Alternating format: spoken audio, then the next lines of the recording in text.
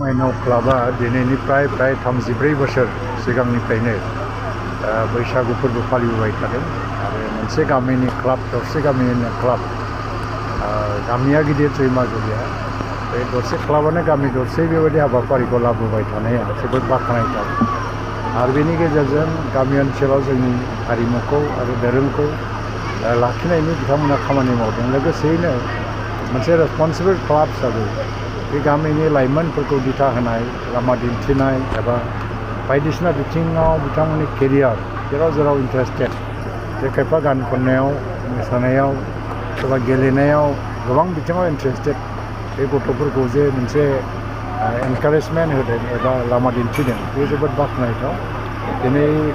गामियैनो आंखौ जे अननानै एबा मान होनानै गाहाय आलासि मासि होनानै जे बाहाय लेंहरबाय आंबो बाहागो लानो मोनबाय गाबोननिफ्राय 1 बैसाग आरो बैसागुआ गाबोननिफ्राय जागायजेनबाय नाथाय दिनै सानसे सिगां जे बैसागुखौ बरायनाय नामैनो बे मोनसे समायना रमायना हाबाफारि बेवहाय फुटबल दङ काबादि दङ मेथाइ खननाय दं खन्थाइ आवरायनाय दं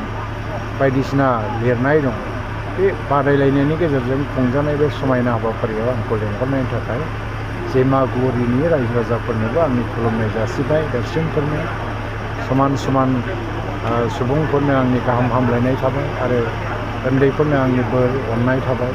आरो बयनोबो आंनि गाहाम हामलायनायखौ आं जासिबाय बर'नि जि मोनथाम गासै 21 आइटेमनि सायाव GI टेगनि थाखाय एप्लाइ खालामदोंमोन GI रेजिस्ट्रेसन चेन्नाइआव हेडक्वार्टार गभर्नमेन्ट अफ इन्डियानि आन्दाराव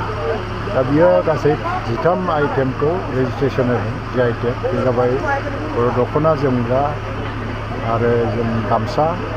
आरो लोगोसेयैनो इन्दि जि बर'नि इन्दि जि आरो जानाय लोंनायाव केरादाफिनि गंगार दुन्दिया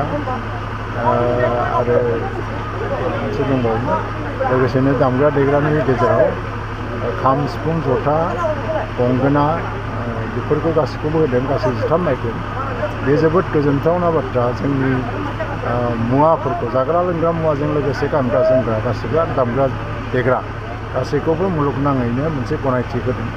आरो दिनैनिफ्राय बेफोरनि बिगोमा एबा अनारशिपआ खालि बर'फ्रानो जाबाय गुबुनफ्रा बेखौ सेनानै लांनो हाबाय बेनि अनगायैबो दा 9 आइटेम दंबावो बाखि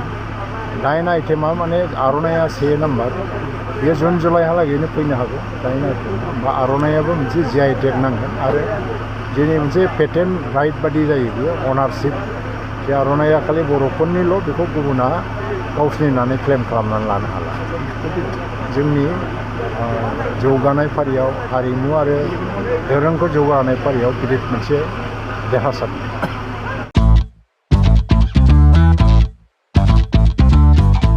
गोजोनथाव खौरां नोंथाङा नोंथांनि गला एबा अफिस फसंथानफोरखौ जोंख्लाब माख्लाब साजायनो गोसो गैया नामा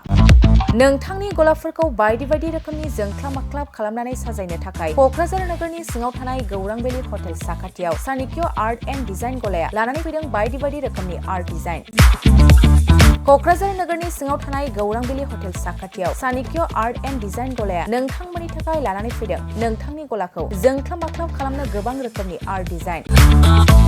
बेफोर आर्ट डिजाइनफोरनि गेजेराव दं 3D signboard 2D signboard acrylic trophy SAP panel name प्लेटार्स रेट्र रिफ्लेक्टिभ साइनबोर्ड नियन साइनबोर्डफोरनि आर्ट डिजाइनफोरखौ नोंथाङा चाणक्य आर्ट एन्ड डिजाइन गलानिफ्राय मोनफुंनो हागोन